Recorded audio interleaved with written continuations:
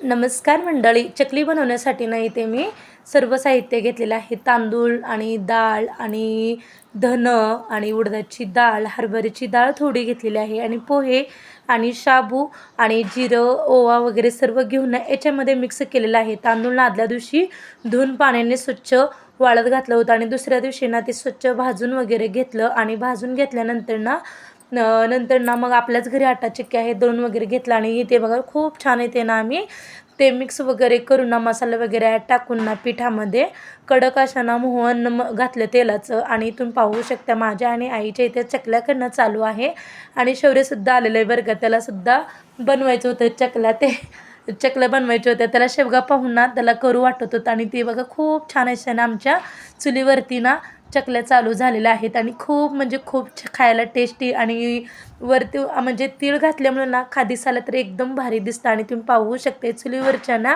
खमंग अशा कुरकुरीत आपल्या इथल्या चकल्या तयार झालेल्या आहेत. आणि खरंच चुलीवरचं म्हणजे पदार्थ फराळ करणं म्हणजे खरंच एक आनंद वेगळाच असतं बरं का. आणि चुलीवरचं कुठलाही पदार्थ ना खायला टेस्टी आणि इथे बघा तुम्ही पाहू शकताय दिसायला तर एकदम भारी दिसतंय. आणि चकल्या आपल्या इथं तयार झालेल्या आहेत.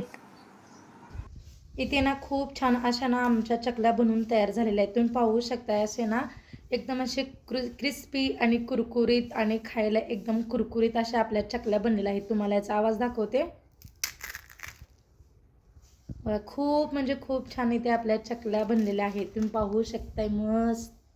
आणि तुमच्या पण ना चकल्या बनवून झाल्या का मला नक्कीच कमेंट बॉक्समध्ये सांगा. आणि मी बनवलेल्या चकल्या कशा झाल्यात तेही सांगा. व्हिडिओ आवडल्यास लाईक शेअर सबस्क्राईब. बाय.